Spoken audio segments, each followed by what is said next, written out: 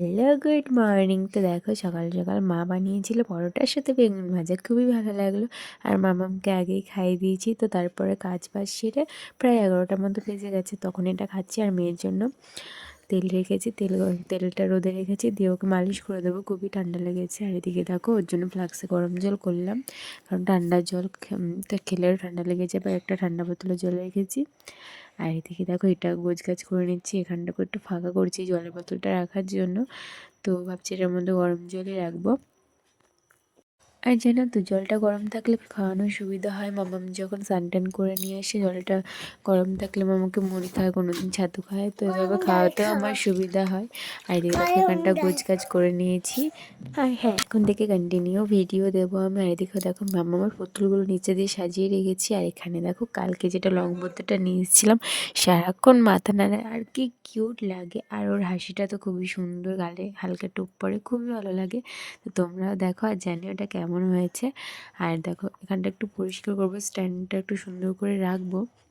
তো দেখো এদিকে দেখো মামাকে স্নান করে দিয়েছি। আর আমি এদিকে গাছগুলো নামালাম, ছাদে গিয়ে জামা কাপড় দিয়ে এসেছিলাম। তো তারপর মাটিটা নিয়ে আসলাম, এখানে কটা গাছ বুনবো। আর এই দেখো পপিসটা ঘরে ঢুকে গেছে, আর মামাম তোর কাছে যাবে, তো এদিকে একটু নিয়ে আসলাম। মামা একটু খেলা করলো, তো ওকে এখন ধরবে। আর মায়ের দিয়ে গেছে সবজি।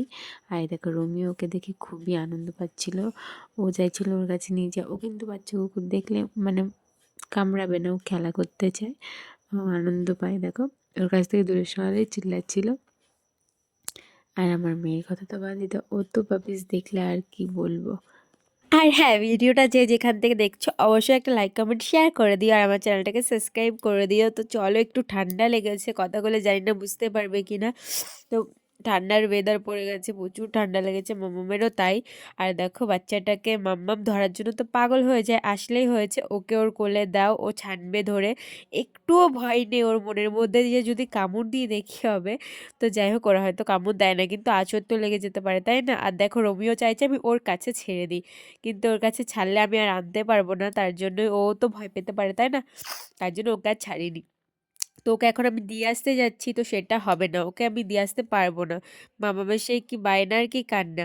আর এখানে দেখো নিচ দিয়ে অনেক রকম ফুল গাছ বুনেছি, ভাবছি কটা ফলের গাছও আনবো।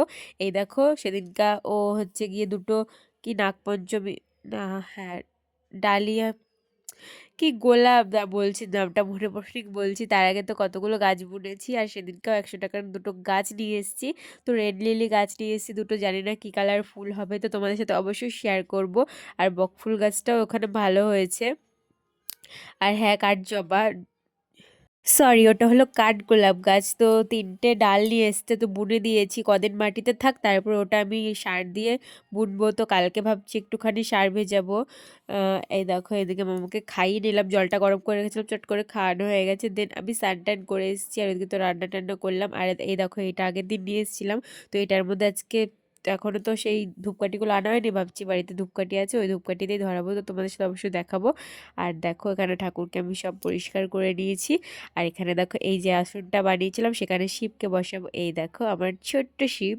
তো সকালে ঠাকুরের জন্য দুধ রাখা হয়েছে, সেই দুধ দিয়েই ঠাকুরকে স্নান করিয়ে তারপরে ঠাকুরের সিংহাসনে বসাবো। এই দেখো নন্দীকে বসিয়ে দিয়েছি, তো আমাদের শিবগুলোকেও দুধ দিয়ে স্নান করে নেবো। আর এই দেখো ছোট্ট শিবকে বসিয়ে নিয়েছি। তো এখন আর যে ত্রিশূলটা এনেছিলাম সেটাকেও স্নান করিয়ে নেবো। তো আমি এইদিকে দুধটা রেডি করব, দুধ, তার মধ্যে একটুখানি ঘিটিও তোমরা দিতে পারো। তো তারপর সত্যি বলতে একবার দেখাতেই আমার এই শিপটাকে খুবই পছন্দ হয়েছিল, ভাবছিলাম কতক্ষণে নেব। আর তো খুবই কিউট দেখতে। আমাদের এখানে রাসে যখন এরকম একটা বাচ্চা ঠাকুর বিসর্জন দিচ্ছিল, সেই ঠাকুরটা দেখে আমার খুবই পছন্দ হয়েছিল। দেন আমি হচ্ছে ভাবলাম যে ঠাকুরটাকে আমি নেব। তো ভাবছিলাম যে ধরুন একটা শিব হতো, আর সেদিন দক্ষিণেশ্বর গিয়ে এই শিবটা চোখে পড়লে ভাবলাম এটা নেওয়াই যায়, খুব সুন্দর দেখতে, আমার মনের মতো। তো আমি আর 1 মিনিটও দেরি করিনি, ঠাকুরটাকে নিয়ে এসেছি। আর হ্যাঁ, আমি ঠান্ডাতে কথা বলতে পারছি না, তাও তোমাদের ভিডিও দিচ্ছি।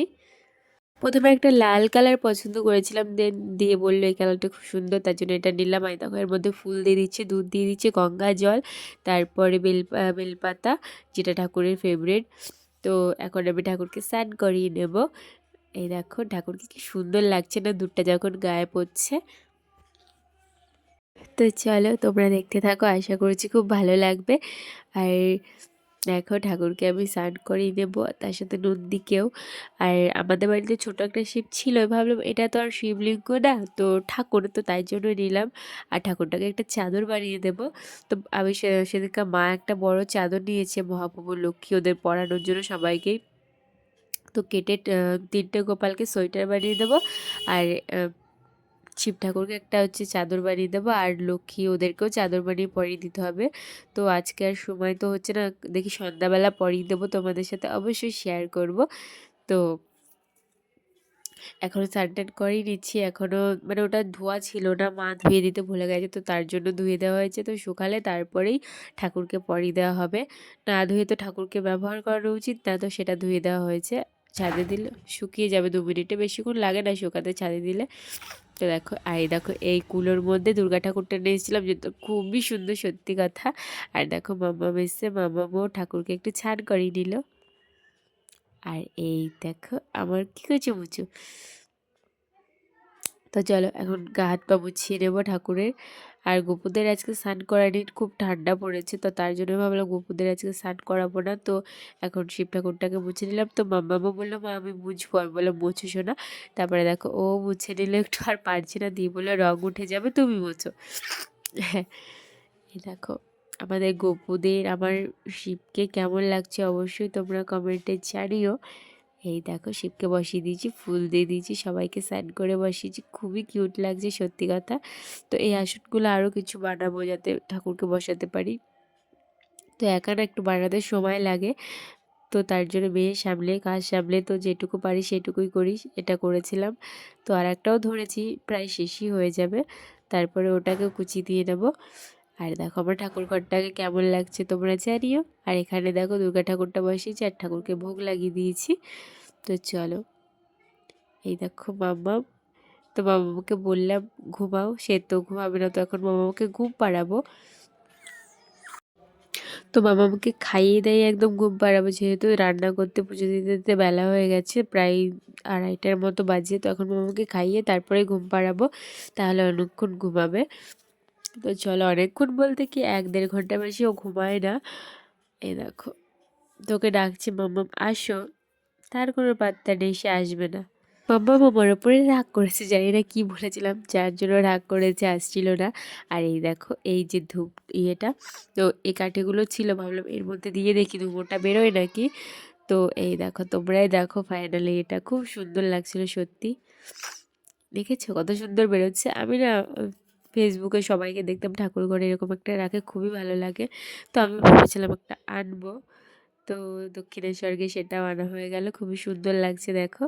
এর মধ্যে ধূপকাঠি দিলে আরও বেশি ভালো লাগবে, এটাও ধূপকাঠি বাট ওগুলোর আলাদা ধূপকাঠি থাকে। তো অনলাইনে ভাবেছি অর্ডার করবো, নাহলে দোকানে গেলে দোকান থেকে নিয়ে আসবো। তো দেখো কতটা সুন্দর লাগছে, তোমরা কমেন্ট করে জানিও কেমন হয়েছে। আর দেখো ঠাকুর ঘরে খাটের মধ্যে একটা চাদর পেতে দিয়েছি, আর ঠাকুরের মশারি আনতে দিতে হবে, মশারি ঠাকুর লাগবে একটা, তো মশারি আনবো একটা। আর এই দেখো ঠাকুরকে চাদর পরে দিচ্ছি, কেমন লাগছে তোমরা অবশ্যই জানিও। এই দেখো গোপুদেরও পরিয়ে দিয়েছি, আর এই যে আমার মহাপ্রভু, সবাইকেই চাদর পরিয়ে দিয়েছি।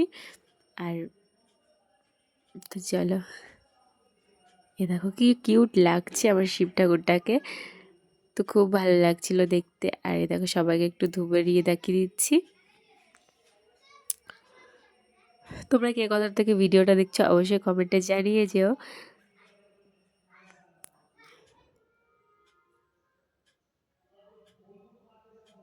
সত্যি বলতে শিব ঠাকুরটা দিকে মুখই ফেরাতে পারি না, মনে হয় সারাদিন বসে বসে দেখি, এতটা ভালো লাগছে, এতটা খুবই কিউট আর খুবই সুন্দর, খুবই ভালো লাগছে দেখতে। এটা হয়তো চীনামাটির, মুখটা দেখে বোঝা যায় চীনামাটিরই হবে, আর এর ওপর দিয়ে কালার করা আছে।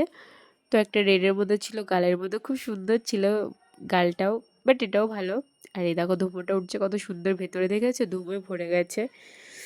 তো ভাবছি ঠাকুর ঘরটা একটু লাইট লাগাবো, আর পেছনটা না স্টিকার আনাবো, অনলাইনে স্টিকার পাওয়া যায় সেগুলো খুবই ভালো ঠাকুরের, সেগুলো আনবো ভাবছি, সাজালে খুবই সুন্দর লাগে। আর নিচটায় পর্দা করে দেবো, তো তোমাদের সাথে শেয়ার করব। আর হ্যাঁ, ভিডিওটা এই পর্যন্তই, ভালো লাগলে লাইক কমেন্ট শেয়ার করে আমার চ্যানেলটাকে সাবস্ক্রাইব করে দিও। আজকের মতো টাটা।